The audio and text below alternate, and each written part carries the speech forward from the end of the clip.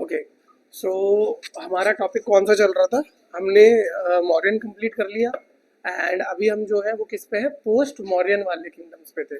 ठीक है, तो आपको बस इतना ध्यान रखना है कि जब भी आप किसी टॉपिक को पढ़ रहे हो तो दो हमारी डायनेस्टीज बहुत इंपॉर्टेंट है यार। सबसे पहली डायनेस्टी जो इम्पोर्टेंट रही है हमारे लिए, ठीक है, उसके बारे में आपको याद रखना है कि मौर्यन डायनेस्टी बहुत इंपॉर्टेंट रही है। तो जब भी आप मौर्यन डायनेस्टी को पढ़ो तो मौर्यन डायनेस्टी के टाइम पे मैंने आपको 6 फैक्टर्स बताए थे कि 6 फैक्टर्स तो आपको ज़रूर करने हैं, चाहे प्री के परस्पेक्टिव से हो चाहे मेंस के परस्पेक्टिव से हो। इन 6 फैक्टर्स के अराउंड अराउंड आपको उस कंटेंट को क्लियर करना ही करना है। जैसे कौन कौन से 6 फैक्टर होते हैं किसी भी एम्पायर को कवर करने के, कल बता रहा था मैं आपको, बताओ। वेरी गुड, एडमिन, और हाँ आर्मी, और सॉरी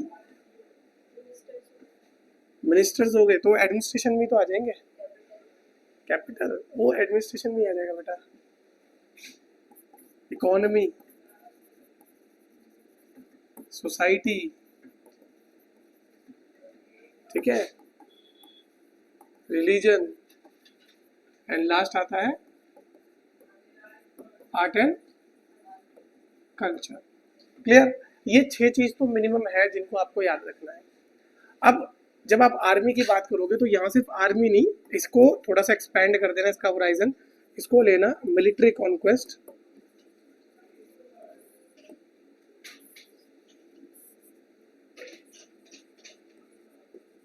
ठीक है, कि मिलिट्री कॉन्क्वेस्ट कैसे करा।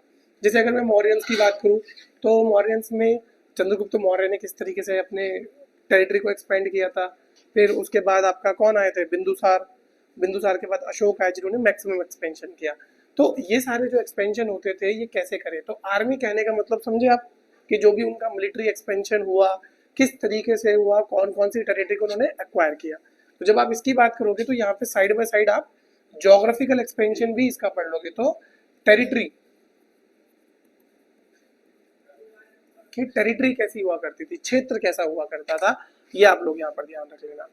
फिर आप बात करोगे एडमिन की, तो अब जब एडमिन की आप बात करते हो तो एडमिन में आपका यहाँ पर पॉलिटिकल सेटअप ये कैसा हुआ करता था ये भी क्लियर हो जाएगा। ठीक है, तो मॉडर्न हम ऐसे पढ़ेंगे।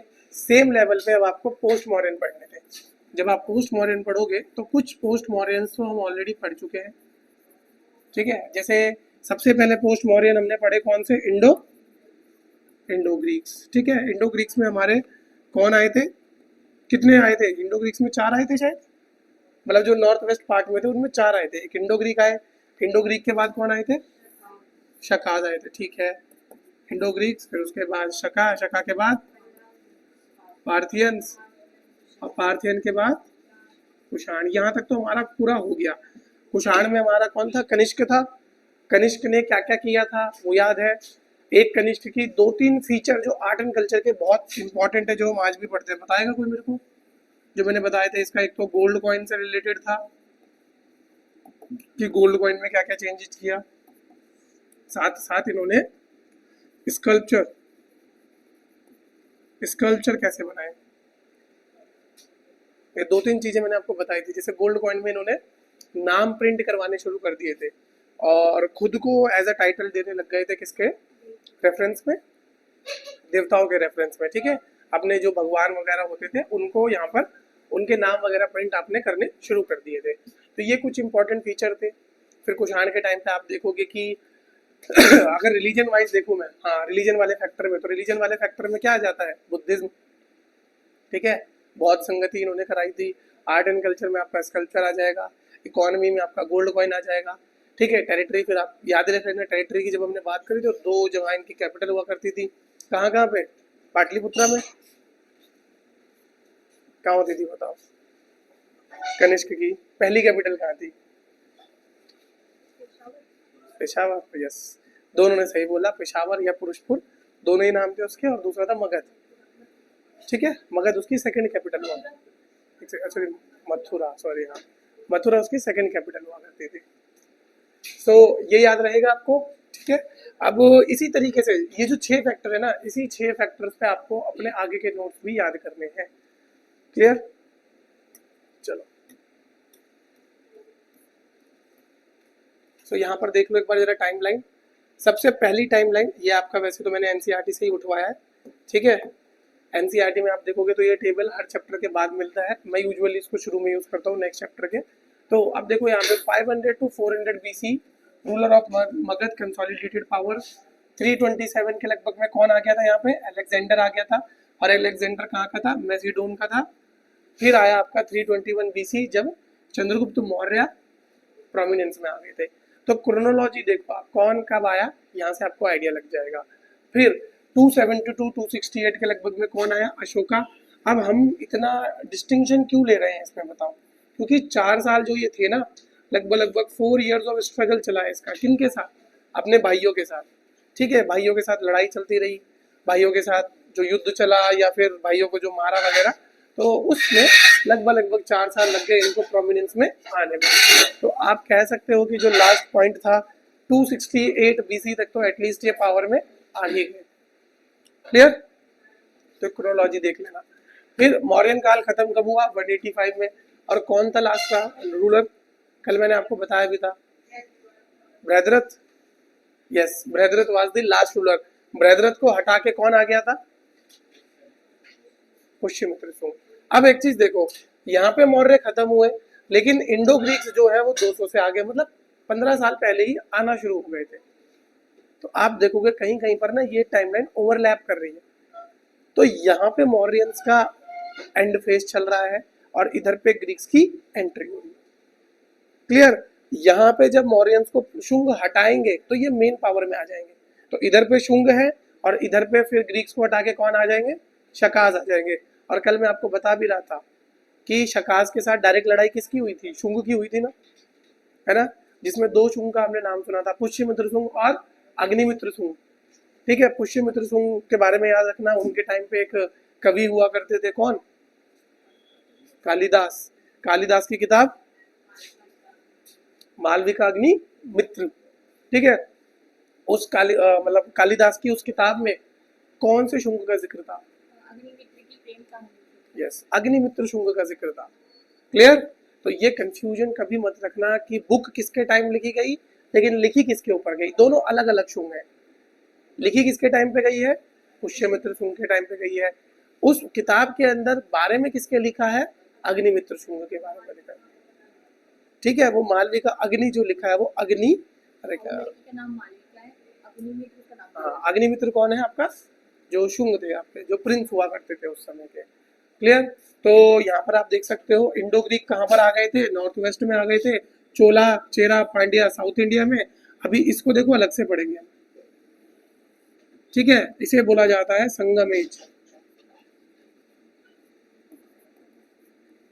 तो इसको तो आपको यहाँ पर अलग से पढ़ना ही है, ठीक है। तो संगम डायनेस्टी आपकी अलग से पढ़ेंगे हम, जिसमें कि पूरा का पूरा चोल, चेर, पांड्या और इस समय पे यहाँ पर किस तरह का लिटरेचर था, क्या क्या है। क्योंकि यूजुअली आप लास्ट के 5 साल में देखोगे संगम एज से बहुत ज्यादा सवाल पूछ रहा है वो, ठीक है। तो संगम एज की तरफ थोड़ा सा इनका इंक्लिनेशन बढ़ रहा है।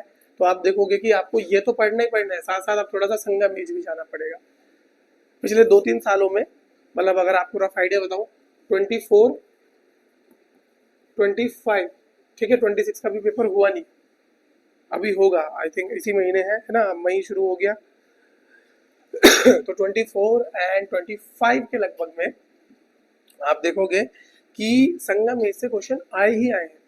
किसी ना किसी तरीके से उन्होंने संगम एज की कोई ना कोई किताब पूछी ही पूछी है। तो संगम एज वेरी इंपॉर्टेंट।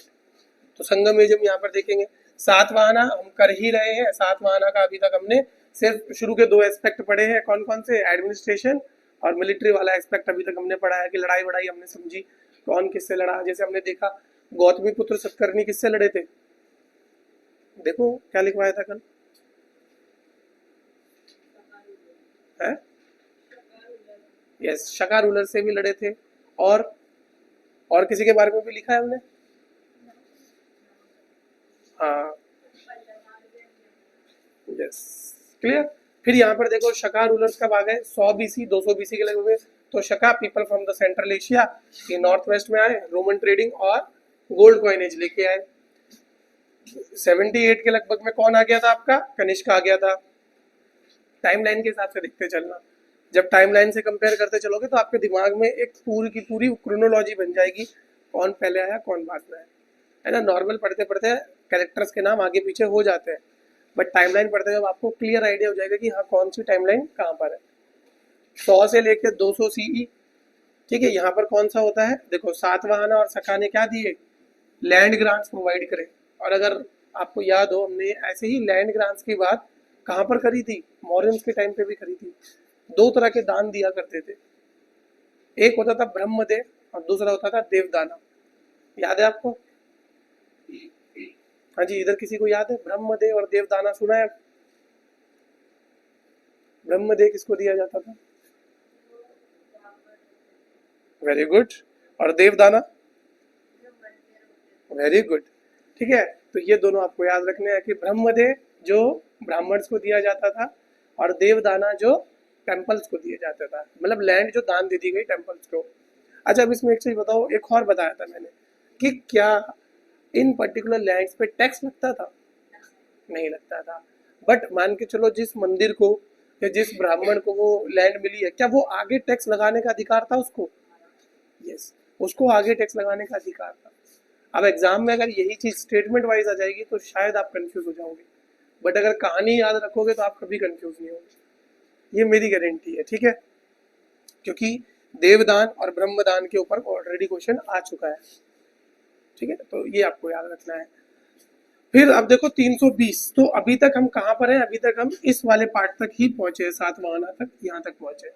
अभी हमें जाना कहाँ है, गुप्ता पे जाना है। तो आपको मैं बता रहा हूँ कि बस कितना सा बचा है, छोटा सा पार्ट बचा है हमारा, ठीक है।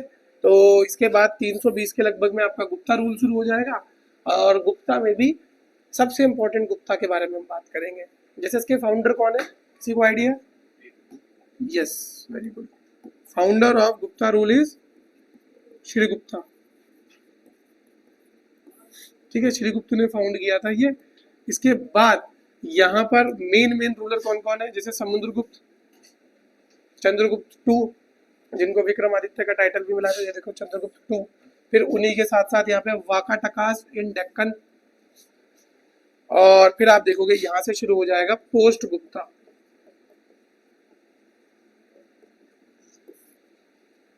तो अभी आपका कितना बच गया एंशिएंट हिस्ट्री का, सातवाहना तक पहुंच गए, मतलब पोस्ट मौर्य में है हम, मौर्य बचा, पोस्ट मौर्य आ गए हम, गुप्ता बचा, संगम बचा और पोस्ट गुप्ता बचा। तो 3 टॉपिक रह गए आपके पास, क्लियर। तो मोस्ट प्रोबेबली नेक्स्ट वीक आपकी एंशिएंट हिस्ट्री खत्म हो जाएगी, अगर हम थोड़ा स्पीड में चले। उसके बाद मैं आपको नोट्स प्रोवाइड कर ही दूंगा, नोट्स अपने हिसाब से आप अरेंज कर सकते हो, ठीक है। कैसे लेते रहना चैप्टर वाइज नोट्स, वो मैं यहाँ पे प्रोवाइड कर दूंगा आपको। बाकी बस इतना पूछूंगा, अभी तक की कहानी सब याद है? यही है मेन कहानी जो एंशिएंट हिस्ट्री की कहानी है, लगभग। ऑल्दो इसमें अगर आप देखोगे तो हड़प्पा और वगैरह वो भी है, बट अगेन मैं 600 से लेके चल रहा हूँ टाइम पीरियड, क्योंकि वैदिक तक का मैंने अलग सेक्शन में करवाता हूँ, वो मैंने आपको अच्छे से क्लियर कराया वहाँ, क्योंकि आपका बेस ज़्यादा बनाना था तो वहाँ पे डिटेल में करवाया था। तो पहले बताओ ये जो टाइमलाइन है कहाँ से कहाँ तक आपकी, लगभग 2700 BCE से लेके 600 BCE, ये टाइमलाइन क्लियर है आप लोगों के दिमाग में? अगर मैं 2700 BCE बोल रहा हूँ तो मैं कौन से टाइम पीरियड की बात कर रहा हूँ? क्या पर्टिकुलर चीज रही होगी इंडिया में 2700 BC में, याद करो। है लेट हड़प्पा कि मैच्योर हड़प्पा? मैच्योर हड़प्पा रहा था यहाँ पे, वेरी गुड, ठीक है। तो मैच्योर हड़प्पा जो था, देखो 2700 से लगभग 1900 या 1700 तक आपका हड़प्पा रहा है। कौन सा वाला? मैच्योर हड़प्पा, लगभग। ये डेट आगे पीछे होती रहती है, ऐसा किसी ने ये नहीं कि बिल्कुल लिख दिया तो वही डेट होगी, ओके। अब 2700 से जब 1900 या 1700 तक की बात करोगे, उसके बाद आता है, ये तो मैच्योर हड़प्पा हो गया, इसके बाद आता है आपका लेट हड़प्पा। 1700 या मान के चलो 1500 तक। तो हमको यहाँ पर ये नहीं करना, हम इतना समझ लेते हैं कि 1500 से आपका कौन सा शुरू हो गया काल, 600 तक वैदिक, वैदिक पीरियड। क्लियर? तो ये दोनों टाइम पीरियड क्लियर हुए। उसके बाद का टाइम पीरियड ये रहा आपका। और देखो कहाँ से शुरू हुआ है, 600 से शुरू हुआ है और 712 तक जा रहा है। तो मतलब टोटल कितने साल हो गए, 1100 साल की कहानी ये है। और ये कितने साल की कहानी आप लगा सकते हो, 2100 साल की कहानी तो ये हो गई। ठीक है, तो रफली अराउंड ये है आपका एंशिएंट हिस्ट्री का पूरा परफॉर्मा जो आपको पढ़ना है। यहाँ पर जैसे हर्षवर्धन इंपॉर्टेंट है। हर्षवर्धन क्यों इंपॉर्टेंट है? सबसे पहला तो उन्होंने थोड़ा सा एरिया कैप्चर किया था, अदरवाइज उनके टाइम पे फॉरेन ट्रेवलर जो आए थे उनकी वजह से वो इंपॉर्टेंट है। देखो अब क्योंकि जो भी फॉरेन ट्रेवलर आएगा, जिस राजा के कार्यकाल में आएगा, उस राजा के बारे में लिखेगा। अगर आप देखोगे हर्षवर्धन का रूल इतना कुछ ज्यादा बड़ा आपको दिखेगा नहीं, है ना, कुछ ज्यादा सालों का रूल है नहीं। आप खुद देखो कितने सालों का रूल है, अराउंड 41 ईयर्स का, या रफ अराउंड 40 ईयर्स का रूल है। तो सिर्फ 40 साल का रूल सोचो। और हर्षवर्धन के बारे में आपको डिटेल में पढ़ना है। क्यों पढ़ना है? क्योंकि उस समय चाइनीज पिलग्रिमेज आए थे यहाँ पे और उन्होंने इनके रूल के बारे में अच्छा खासा डिटेल में लिखा है। तो एग्जामिनर पूछ रहा है 712 से आप जब शुरू करोगे, अरब जैसी सिंध में आएंगे, इसके बाद आपकी मेडिवल हिस्ट्री शुरू हो जाएगी। ठीक है, तो ये थोड़ा सा डिस्टिंक्शन हो जाएगा आपका एंशिएंट और मेडिवल। अभी मुझे ये बताओ जहां तक हम पहुंचे हैं, मतलब लाइन बता दो। तो ये हमारी लाइन है जहां तक हम पहुंचे।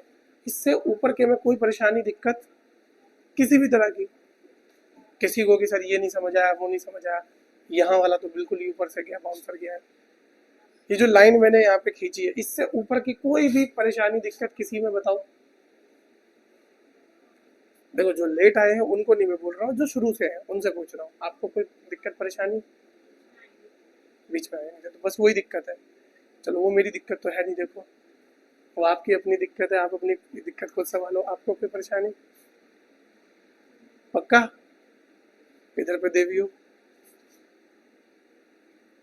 पक्का कोई दिक्कत नहीं है? ऐसा तो नहीं कि बाद में जाके मेरी कंप्लेन करोगे कि सर का बड़ा कुछ समझ नहीं आया? हाँ जी, क्लियर है ना टाइम लाइन? और आप तो लेट आए थे तो चलो कोई बात नहीं, आप देख लेना एक बार। हाँ जी, इधर आवर ओन डिप्लोमेट, सब क्लियर है? इन हाउस डिप्लोमेट आप, आपको देवी जी वैदिक से, मतलब वैदिक के टाइम आप थे? हाँ वैदिक का। तो क्या दिक्कत है वैदिक में बताओ? वैदिक से आगे, तो वैदिक से तो आप आ गए थे ना। मैं वो बोल रहा हूँ जिसमें आप थे नहीं, वो मेरी दिक्कत नहीं है, वो आपकी दिक्कत है भाई, आप क्यों नहीं आए क्लास में। हाँ जी, इधर आगे। पक्का? खाओ मम्मी कसम सब लोग। अच्छा ठीक है, तो याद कब करोगे?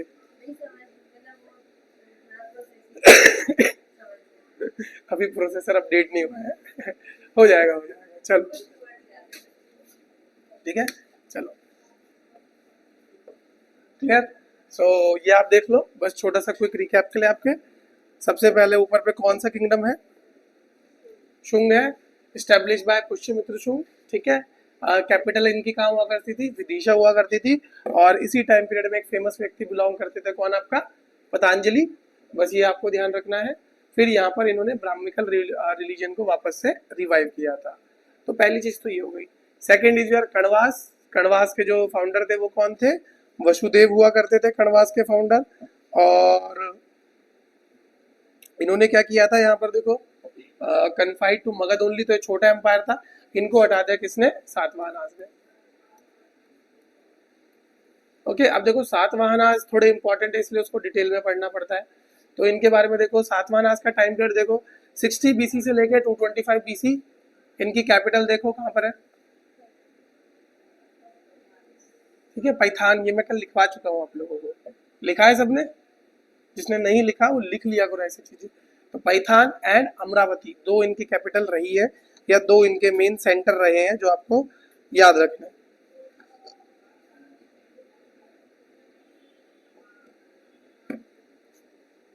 अब इनका जो टेरिटरी देखो, जो मैं आपको बता भी चुका था कि ये मेनली कहाँ कहाँ तक रहे हैं, तो 4 राज्यों तक इनका रहा है टेरिटरी। कहाँ? तेलंगाना, महाराष्ट्र, आंध्र प्रदेश एंड मध्य प्रदेश, लगभग लगभग इस पार्ट में इनका कन्फाइंड रहा है। मौर्यंस को सक्सीड किया इन्होंने कौन से वाले पार्ट में? पहला आपका डेक्कन वाले पार्ट में, ठीक है। ये सबको विजिबल हो रहा है क्या? ऐसा तो नहीं कि किसी को विजिबिलिटी में दिक्कत आ रही है, विजिबल हो रहा है ना, ठीक है। तो डेक्कन वाले पार्ट में और सेंट्रल इंडिया वाला जो पार्ट है वहां पर आपका इन्होंने सक्सीड किया है। इसके फाउंडर कौन रहे हैं? आपके सिमुक रहे हैं।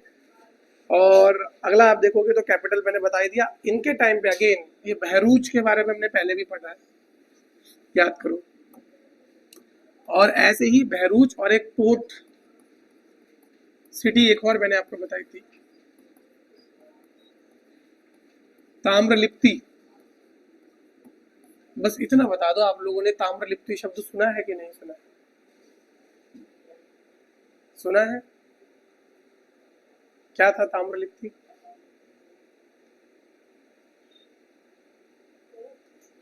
Yes, it is also a port. किसके टाइम पे पढ़ा था हमने? है? नहीं, सप्तम थोड़ी में नहीं था, मैंने बताया था उस समय पढ़ में से मौर्यंस में रहे थे, बट मैंने ये बताया था कि it is a major port जहाँ से इकोनॉमी हमारी चलती थी। तो यूपीएससी क्या करता है, आपको पता है 2-3 नाम देता है। ये यूपीएससी की बहुत फ्रिक्वेंट एक्सरसाइज है। जैसे उन्होंने बहरूच लिख दिया, ठीक है, ताम्रलिप्ति लिख दिया और बोल दिया कि भैया ये जो मैंने लिखा है ये नीचे दिए हुए किस ऑप्शन से मिलता जुलता है, या तो वो आपको मैच द फॉलोइंग देगा, ठीक है। यहाँ पर बहरूच ताम्रलिप्ति लिखेगा और इधर पे लिख देगा रिलीजियस डिनोमिनेशन ऐसे करके, फिर नीचे कोई और ऑप्शन देगा उसके मैच द फॉलोइंग में, तो आपको बोलेगा कि करेक्ट कोडिंग लगा दो बस। तो आपको इतना याद रखना है कि अगर कभी आप बहरूच सुनो तो Bharuch is a port city. Same level पे अगर आप ताम्रलिप्ति सुनो तो Tamralipti is also port city. ये दोनों बहुत इंपॉर्टेंट पोर्ट रहे हैं हमारे एंशिएंट हिस्ट्री के टाइम। अगला, सतकर्णी वर्ण ने क्या करे? वैदिक सेक्रीफाइसेस। वैदिक सेक्रीफाइसेस लाइक 3 वैदिक सेक्रीफाइसेस जो हम पढ़ते ही हैं टू एक्सपैंड द टेरिटरी। अश्वमेध यज्ञ, दूसरा राजसूय यज्ञ और तीसरा वाजपेयी यज्ञ। तो ये तीनों यज्ञ इन्होंने यहाँ पर परफॉर्म किए थे। अब ध्यान रखना, जब सातवाहना जाएंगे तो कौन आएगा? वाकाटका, ठीक है। वाकाटका आएगी किधर? महाराष्ट्र साइड। दूसरा इक्ष्वाकु, इक्ष्वाकु ही बोलते हैं, ठीक है। इक्ष्वाकु डायनेस्टी आएगी कहाँ पर? आंध्र प्रदेश में। तो these two are the successor of Satavahana. Clear? कि जब तक सातवाहना है, ठीक, जैसे ही सातवाहना का डिक्लाइन होगा उसके बाद सातवाहना का जो पूरा का पूरा एरिया है वहां पर भी आपकी 2 डायनेस्टीज अलग अलग आपको देखने को मिलेंगी। जो उसका महाराष्ट्र वाला एरिया है वहां पर आपको वाकाटका देखने को मिलेंगे, और जो उनका इक्ष्वाकु वाला, जो इनका आंध्र प्रदेश तेलंगाना वाला एरिया, वहां पे इक्ष्वाकु डायनेस्टी देखने को मिलेगी। क्लियर? बस क्रोनोलॉजी से याद रखते रहना। इन्होंने प्रैक्टिस शुरू करी थी कौन सी? ब्रह्मदेव की, जो हमने बात करी यहाँ पे, मतलब ब्रह्मदेव को बहुत ज्यादा प्रोमिनेंस में ले गए थे। लैंग्वेज इनकी कैसी होती थी? प्राकृत होती थी। सोसाइटी पेट्रियार्कल ही थी, बस नाम में नाम ये माता का जोड़ देते, ठीक है। अदरवाइज सोसाइटी कैसी चल रही थी? पितृसत्तात्मक ही चल रही थी। बस ये आपको ध्यान रखना है। क्लियर? इसमें से कुछ आपको पूछना है, कुछ कंफ्यूजन? हाँ जी, किसी को कोई दिक्कत परेशानी अभी तक हो रही हो तो बता दो। हाँ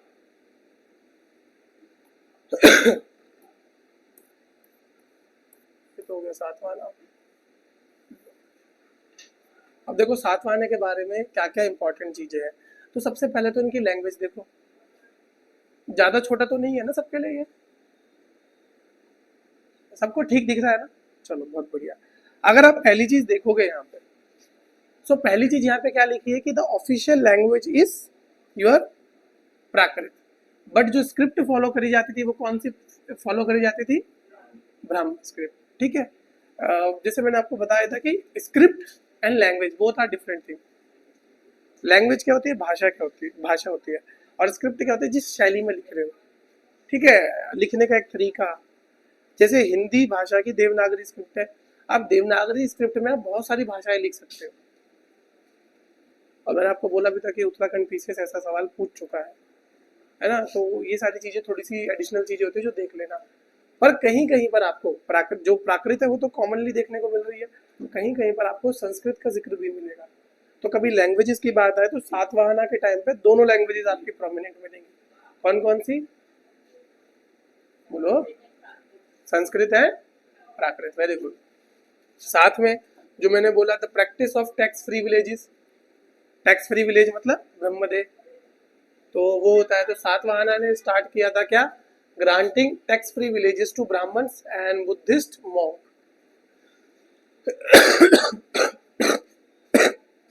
सॉरी, जो भी कल्टीवेटेड फील्ड होते हैं, विलेज होते हैं, वो किसको दे दिए गए? वो रॉयल पुलिसमैन को देने लगे, सोल्जर्स को देने लगे, रॉयल ऑफिशियल्स को देने लगे। ठीक है, उसके बाद आप देखोगे रेवेन्यू जो कलेक्ट होता था, आप जो भी टैक्स कलेक्ट कर रहे हैं, that was collected in both cash and kind. पैसे में भी कलेक्ट कर सकते थे जो सरकारी ऑफिसर थे, और या तो उसके बदले में कोई सामान वगैरह वो ले सकते थे। फिर आप देखोगे एग्रीकल्चर की बात करूँ अगर मैं, तो यहाँ पर पैडी ट्रांसप्लांटेशन या एग्रीकल्चर, जैसे याद करो वैदिक टाइम पे मैं आपको क्या बताया था कि यहाँ वैदिक टाइम तक भी हम सिर्फ कैसा एग्रीकल्चर कर रहे थे? सब्सटेंटिव एग्रीकल्चर, मतलब जितना उगाया उतना कंज्यूम कर लिया। ठीक है, अपने सिर्फ अपने पर्टिकुलर कंजप्शन के लिए हम एग्रीकल्चर कर रहे थे। यहाँ पर आपको कैसा होने लगा? यहाँ पर इकोनॉमिक एक्सपेंशन होने लगा, यानी कि एग्रीकल्चर इतना ज़्यादा इंटेंसिफाइड हमने कर दिया कि अब हम उसे बाहर लोगों तक भी प्रोवाइड कर सके, कि हमारी जो आपूर्ति है वो तो हमने पूर्ण कर दी, या हमारी जो मांग है वो तो हमने पूर्ण कर दी, लेकिन अब बाहर भी दे सके उतना हम यहाँ पर ग्रो करने लग गए थे। क्लियर? तो यहाँ पर आपको पैडी ट्रांसप्लांटेशन के बारे में देखने को मिलेगा, और उसके साथ साथ आपको कॉटन के बारे में, तो दो यहाँ पर बहुत इंपॉर्टेंट है। कौन कौन सा? Paddy transplantation and cotton production, दोनों के बारे में अच्छा देखने को मिलेगा। और इसी में आप देखोगे कॉइनेज, कॉइनेज में जैसे इनका है, इन्होंने पोटिन के कॉइन यूज करे थे। देखो नाम याद रखना, पोटिन, POTIN। ठीक है, जैसे एग्जांपल के तौर पर बताता हूँ, यूपीएससी कभी कभी आपसे पूछ लेता है। एक सवाल पूछा था कि फनम क्या होता है? फनम, FANAM, ये कुछ साल पहले यूपीएससी में क्वेश्चन आया था, फनम। ठीक है, तो उन्होंने नीचे ऑप्शन दिए, भैया फनम किस चीज़ से रिलेटेड है? क्या ये शिप बिल्डिंग की कोई कला हुआ करती थी? क्या ये किसी तरीके का कॉइन हुआ करता था? ठीक है, क्या ये कोई एग्रीकल्चर प्रोड्यूस हुआ करता था? तो ऐसे करके उन्होंने 4-5 ऑप्शन दिए। तो अगर किसी ने थोड़ा बहुत पढ़ा होता सदर्न इंडिया का या गोलकुंडा के आसपास के बारे में, तो फनम एक कॉइन की पढ़ा, मतलब कॉइन हुआ करता था फनम। ठीक है, तो ऐसे ही आपसे पूछ ले भैया पोटिन क्या होता है? तो potin is a mixture of copper, tin and lead. ठीक है, कॉपर मतलब, कॉपर का हिंदी क्या होता है? कासा, नहीं सॉरी तांबा, कासा तो ब्रॉन्ज होता है। तो तांबा, टीन और शीशे का मिश्रण हुआ करता था यहाँ पर। उसके साथ साथ इन्होंने कॉपर के कॉइन्स निकाले हैं और ब्रॉन्ज के कॉइन्स निकाले हैं। क्लियर? लेड के कॉइन निकालने वाले ये एक लौते लोग थे जिन्होंने लेड का यूज किया है। लेड को हम ज्यादातर यूज क्यों नहीं करते? टूट जाता है। और इज इट सेफ? मतलब पहले बताओ, बॉडी के लिए सेफ है यूज करना लेड? नहीं। ठीक है, तो बायो हजार्ड भी वो बहुत ज्यादा कर सकता है। इन लोगों को नहीं पता था तो ये कर रहे थे यूज। तो और दूसरा आपने जो बोला, उनको यूज कर पाना मुश्किल है, छापना मुश्किल है उस पर, बाकी सब फैक्टर्स तो है ही। ओके, तो सातवाहना किंग्स ने लेड को भी यूज हुआ है। सिल्वर कॉइन्स को क्या बोला जाता था? कर्ष पन्नास। ठीक है, इधर पे कहा लिखा है? चांदी के सिक्के को ये टर्म बोली जाती थी, इसको लिख लेना, कर्ष पान बोला जाएगा शायद, है ना? हिंदी में तो वही लिखा है।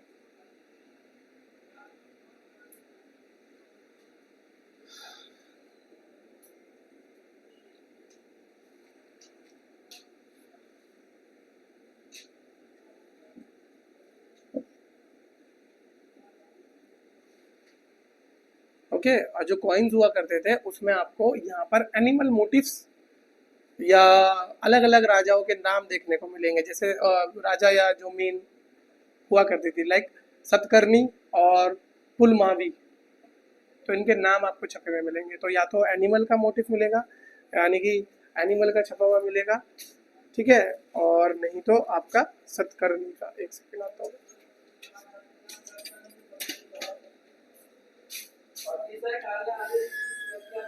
तो कैमरा हिल गया शायद ऑटोमेटिकली, कैमरा इधर हो गया साइड में एंगल। ठीक है, तो ये आपको याद रहेगा। ये था आपका कॉइनेज के बारे में। अब जब कॉइनेज का हो गया तो इसके बाद हम चलते हैं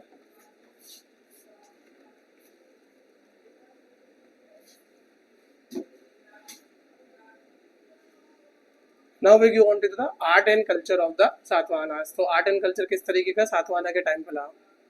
तो जैसे मैंने आपको केव सिस्टम बताया था, तो दो तरह की केव्स हमने मॉडर्न टाइम से पढ़ते आ रहे हैं। कौन कौन सी? चैत्य और विहारा। क्लियर। बट आपको एक चीज में फैक्ट बता देता हूँ कि जो मौर्यंस थे उनके टाइम पे सिर्फ एक ही चला करती थी, चैत्य। विहार का जो कॉन्सेप्ट है वो लेटर ऑन डेवलप हुआ है ओवर द टाइम, मतलब पोस्ट मॉडर्न के टाइम पे। अगर शुरुआत की टाइम बोलूँ तो शुरुआत में सिर्फ क्या हुआ करता था, केवल चैत्य हुआ करता था। ये जो विहार है ये बाद में डेवलप हुआ है पोस्ट मॉडर्न या गुप्ता के टाइम तक। तो ये वाला टाइम पीरियड वही है जब आपको ये सब देखने को मिलेगा। अब इधर देखो कंट्रीब्यूशन क्या क्या रहा है सातवाहना के। तो अजंता की जो गुफाएं हैं, अजंता की गुफाएं कौन से स्टेट में है? आई होप अब तो पता लग ही गया होगा आपको। महाराष्ट्र पक्का? मध्य प्रदेश में तो नहीं है? हाँ जी, पीछे मध्य प्रदेश में तो नहीं है वहाँ अजंता? मध्य प्रदेश में। और एलोरा? महाराष्ट्र। चलो ठीक है, एक सवाल और देता हूँ आपको। एलोरा की जो गुफाएं हैं वो किसके कार्यकाल में बनी है, मतलब किसने मेन पैटर्नेज दिया था एलोरा की गुफाओं को, किस राजाओं ने बनवाई थी?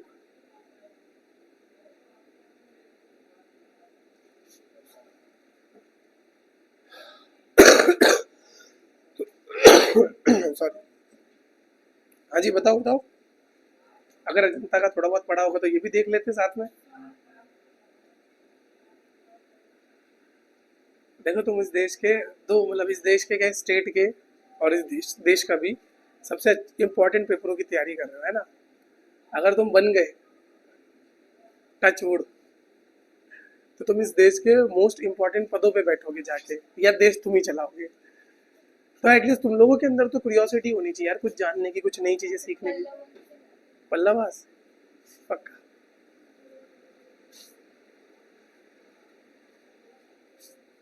है जी, किसने बोला ये? मेरे कान तेज है, बोला तो किसी ने सही है, और बोला किसने वो बताओ। राष्ट्रकूट आज के टाइम पे हुआ था, ध्यान रखना। तो जब पता है, या अगर डाउट में भी होते तो बोल दिया करो ना, इतना धीरे बोलते हो कि मेरे को अपनी सुपर पावर यूज करनी पड़ती है। आप धीरे भी बोलोगे ना, मैं सुन लेता हूँ, मेरी कान तेज है। इसलिए कभी मेरे पीठ पीछे मेरी बुराई करने की मत सोचना। चलो, सो अजंता की गुफाओं में केव नंबर 9 एंड केव नंबर 10 में आपको किसकी सातवाहनास की पेंटिंग मिलेगी, या ऐसी पेंटिंग्स मिलेगी जो किसके द्वारा बनाई गई है, सातवाहनास के द्वारा बनाई गई है। साथ साथ ये किस तरह के स्कूल ऑफ आर्ट को फेमस थे, मतलब किस तरह की पेंटिंग करते थे, तो अमरावती स्कूल ऑफ पेंटिंग ये करा करते थे, ठीक है। और अमरावती स्कूल ऑफ आर्ट की पेंटिंग होती क्या है वो उधर लिखा है, देखो साथ साथ। तो यहाँ देखो क्या है, ये किसके द्वारा डेवलप किया गया है, इंडिजीनियसली डेवलप्ड है, मतलब सिर्फ हम लोगों ने, बाहर का इसमें कोई भी इन्फ्लुएंस नहीं है। तो it is develop in India only, inclusive है ये हमारे लिए, इंडिजीनियस है। और इसमें क्या क्या मटेरियल यूज होता है, तो सबसे पहला मटेरियल इसमें व्हाइट मार्बल यूज होता है, ठीक है। जैसे मैंने आपको, अच्छा ये तो हो गया स्कूल ऑफ आर्ट। स्कल्पचर में मैंने बताया था आपको गांधार में क्या यूज होता है मटेरियल, मथुरा में क्या यूज होता है,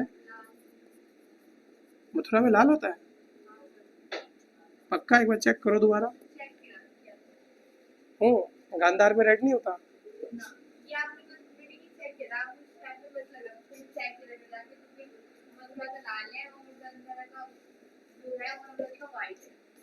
ठीक है, चलो एक बार मैं भी चेक करूंगा। तो जैसे आप बोल रहे हो वैसा मान लेता हूँ मैं भी। गांधार का ब्लू, मथुरा का रेड, और अमरावती का व्हाइट, ठीक है। सो यहाँ पर व्हाइट मार्बल है, इसमें मेनली कौन सा इन्फ्लुएंस होता है आपका, बुद्धिस्ट इन्फ्लुएंस होता है आपका, क्लियर। स्कल्पचर जो होता है वो किसका, बट एक बार आराम से देख लो, पढ़ लो, इसमें ज़्यादा कुछ है नहीं। तब तक मैं ये देख लेता हूँ कि और क्या क्या बच गया इसमें से जो आपको पढ़ाना है। ठीक है, ये भी हो गया रिवीजन के लिए, ठीक है दे दूंगा। मतलब मेरी सर से बात हो रही थी, उन्होंने बोला कि एक साथ भी दे सकते हो, या आप लोग बताओ क्या, आधे आधे तो फिर मुझे काट काट के बनाने पड़ेंगे, नहीं तो मैं सोचा था पूरी किताब ही दे दूंगा साथ में एक बार। अरे यार फिर निकालना पड़ेगा, सारा ही दे दूँ एक साथ। ठीक है चलो मंडे तक करता हूँ मैं, इस सैटरडे संडे बैठ के निकालता हूँ। हिंदी वालों को प्रॉमिस नहीं कर सकते क्योंकि हिंदी का ट्रांसलेशन होगा पहले। मैं इंग्लिश वालों को बोल सकता हूँ कि मंडे तक मैं देने की कोशिश कर सकता हूँ। आपको कौन सी चाहिए? ये नोट्स थोड़ी ना है, ये पीपीटी है, इसमें से मत पढ़ना, नोट्स अलग है भाई। मैं वो काम चलाऊ टीचरों में से नहीं हूँ, नोट्स अलग देता हूँ, पीपीटी अलग होती है। ये पीपीटी मेरे प्रेजेंट करने के लिए होती है भाई। कभी भी किसी टीचर की पीपीटी को नोट्स मत समझ लेना प्लीज। जो टीचर पीपीटी को नोट्स बना के बेच रहे हैं ना तुम्हें, उनसे बोलो भाई थोड़ा सुधर जाओ। ये प्रेजेंटेशन होती है, ये मेरे काम की है, इसमें मैंने बहुत चीजें गायब कर रखी हैं जस्ट कि मैं आपको अच्छे से प्रेजेंट कर पाऊँ, ठीक है। ये आपके नोट्स थोड़ी ना है, नोट्स जो मैं प्रोवाइड करूंगा वो होते हैं। ठीक है चलो मैं करवाता हूँ, दे दूंगा मैं आप लोगों को, टेंशन मत। ऑल दो ऐसा नहीं है कि नोट्स में ये सारा मटेरियल नहीं होगा, नोट्स में भी ये सब मटेरियल होगा, टेंशन मत, क्लियर। अरे सॉरी सर, तो इसको पढ़ लो जरा थोड़ा सा। और यहाँ पर देखो कि किस तरह के स्तूपा होते हैं, तो अशोक के स्तूपा वगैरह हुआ करते थे, या फिर इन्होंने इनको थोड़ा सा बड़ा करा है। They enlarge Ashokan stupa and replace earlier bricks and wood with stone. तो पुरानी जो ईंटें हुआ करती थी उनको किसके साथ इन्होंने रिप्लेस कर दिया है, पत्थरों के साथ रिप्लेस किया था। तो एक तरीके से आप बोल सकते हो कि जो अशोका के टाइम पे स्तूप बनाए गए थे उनको प्रिजर्व किया इन्होंने, ठीक है, उनको थोड़ा सा एक्सपेंड किया है। तो एग्जाम्पल अमरावती स्तूप और नागार्जुना कोंडा स्तूप, तो इन दोनों में किसका, सातवाहना का बहुत इंपॉर्टेंट रोल है। रॉक कट आर्किटेक्चर में आप देखोगे तो चैत्य और विहारा दोनों चीज यहाँ पर पाई गई है। अगेन पहले बता चुका हूँ, मौर्य के टाइम तक सिर्फ क्या था, विहारा कब डेवलप हुआ है, पोस्ट मौर्य डेवलप हुआ है। तो चैत्य और विहारा ये बेसिकली क्या होते हैं, ठीक है। एक मतलब ऐसे पहाड़ हुआ करता था, उस पहाड़ को अंदर से काट के और फिर एक गुफा बनाई जाती थी, उसे बोला जाता है केव्स, ठीक है। तो चैत्य और विहारा दो तरह के होते हैं। चैत्य किस चीज के लिए होता है वो देखो, वहां पे वर्शिप के लिए होता है, पूजा पाठ करने के लिए होता है, प्रीच करने के लिए होता है। वेयर एज विहार क्या होता है, एक मोनेस्ट्री की तरह होता है। मोनेस्ट्री इज लाइक जहाँ पर लोग रहते हैं, जहाँ पर मॉन्क्स रहते हैं। तो दोनों चीज समझ आई, चैत्य जहाँ पे पूजा पाठ होगा और विहारा जहाँ पर लोग रिसाइड करेंगे, रहेंगे। तो ये डिफरेंस हुआ करता था। एग्जाम्पल के तौर पे कार्ले चैत्य इन अजंता केव्स, क्लियर रहेगा ये। तो मोस्टली आपने मतलब सातवाहनास के बारे में इंपॉर्टेंट तो पढ़ ही लिया।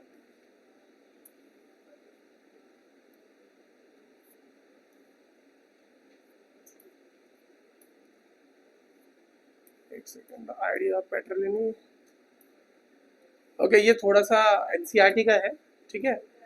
सो चलो इसको बाद में करेंगे, अभी इसमें से मैं देख लेता हूँ कि कुछ बचा तो नहीं है आपका सातवाहना। लैंड ग्रांट्स हो गया, फेडरल लैंड एडमिनिस्ट्रेशन में ध्यान रखना, महामतराज और अमात्याज हुआ करते थे। अगेन कौन सा सिस्टम चल रहा था, मौर्यन वाला सिस्टम ही यहाँ पर फॉलो हो रहा था। और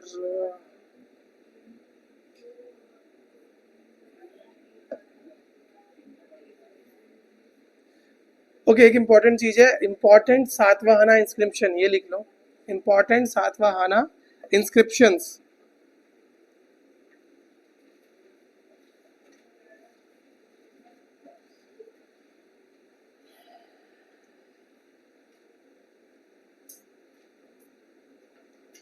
जहां पर आप लोगों ने पोर्ट के बारे में लिखा ना, भैरूच और ताम्रलिप्ति लिखा होगा, वहीं पर दो और ऐड कर लो पहले, मेरे को जस्ट अभी दिखे, Kalyani and Ganjam, Kalyani and Ganjam, GANGJAM, ports.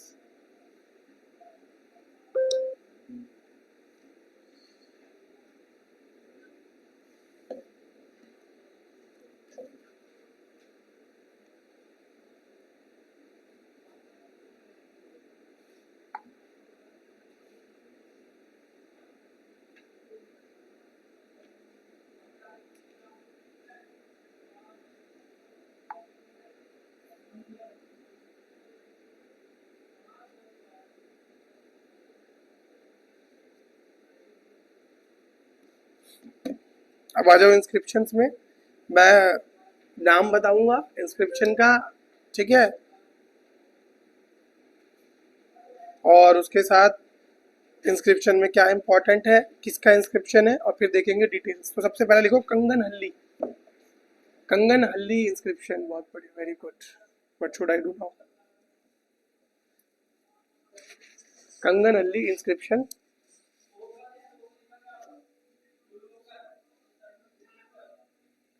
इसमें लिखना इंस्क्रिप्शन पे अधालका महाचैत्य इंस्क्रिप्शन, ADHALAKA, अधालका महाचैत्य इंस्क्रिप्शन।